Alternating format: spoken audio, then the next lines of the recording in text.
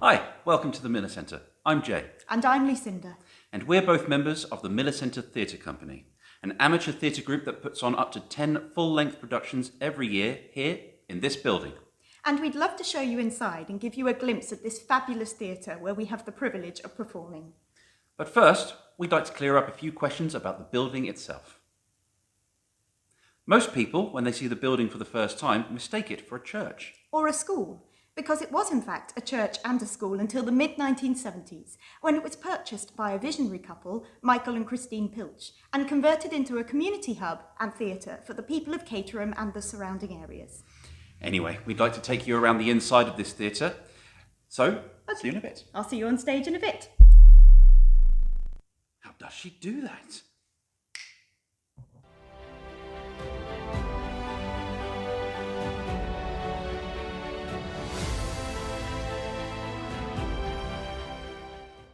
Hello again.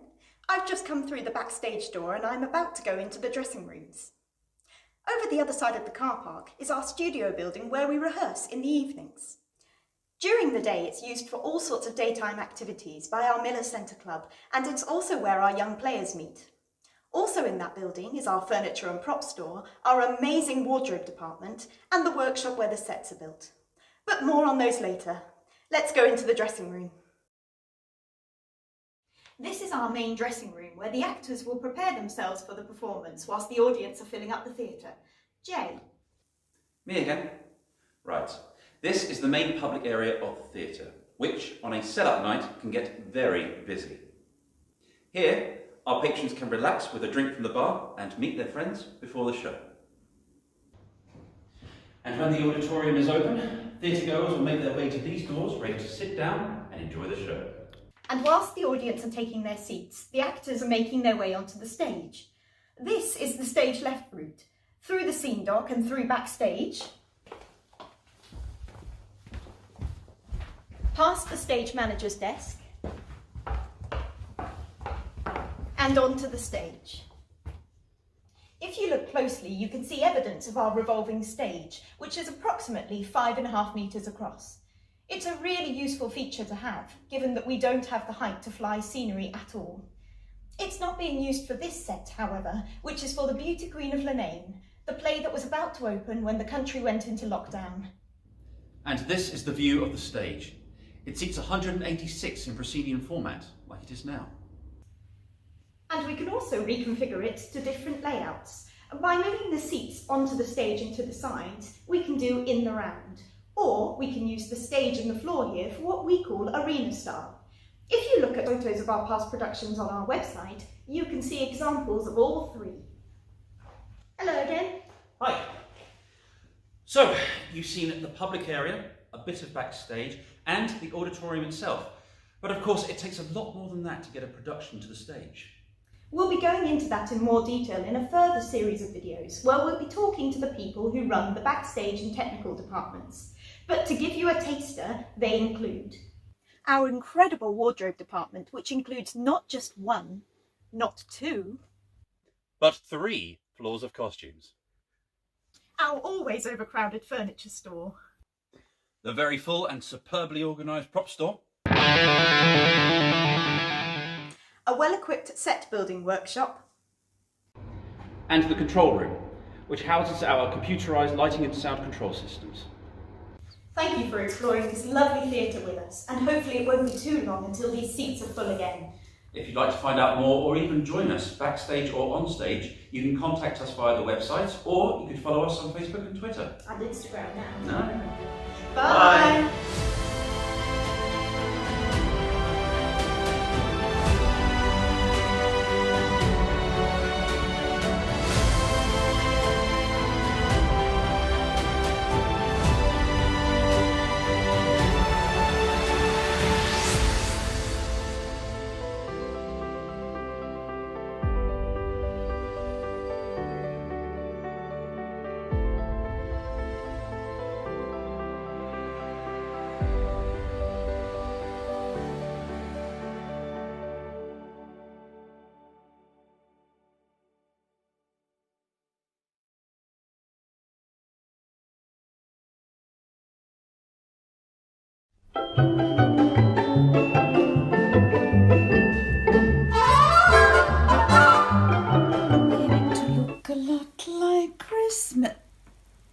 is it?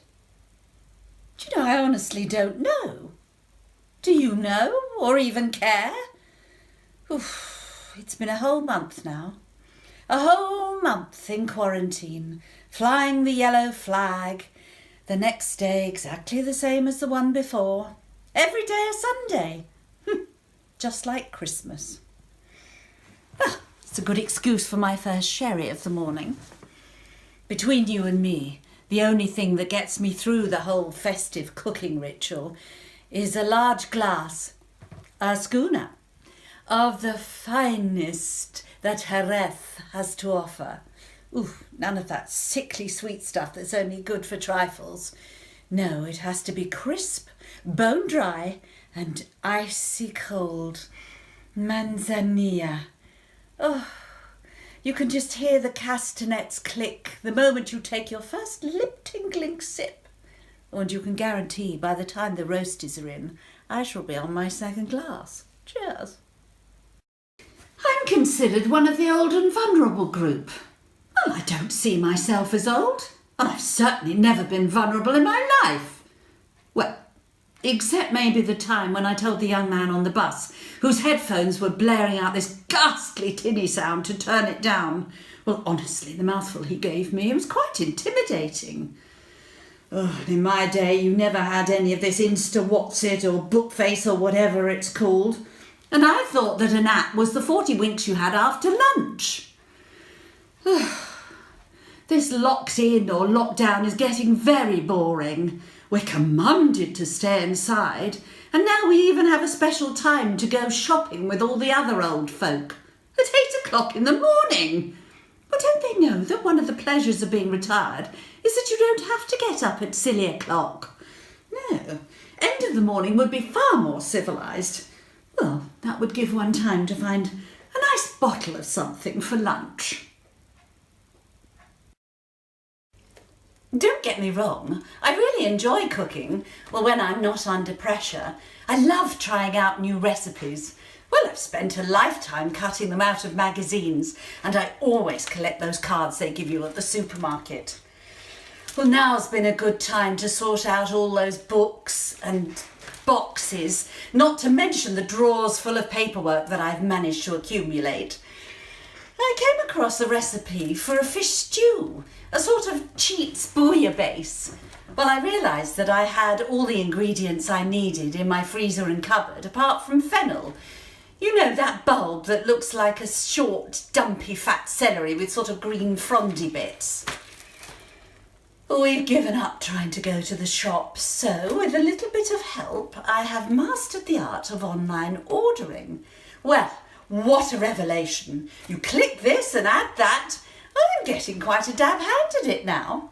So, I decided to add fennel to my next list due for delivery.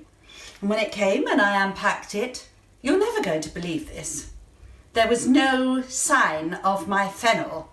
Well, it seems that the good folks over at Mission Control who do the shopping had decided to make a substitute. A swede. Yes, really, a swede. Oh, horrible vegetable. Reminds one of school dinners. So, it looks as though I shall not be doing my fish stew after all. Mind you, it's probably just as well, because I realise that another ingredient is dry vermouth. And when I checked my bottle in the larder, it was empty. Well, I don't know how that happened.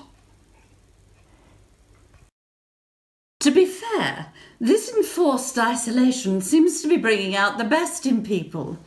Everyone's finding ways of occupying themselves, projects in the garden and home.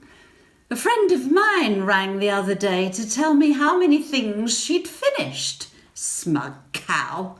Well, I told her I finished lots of things as well.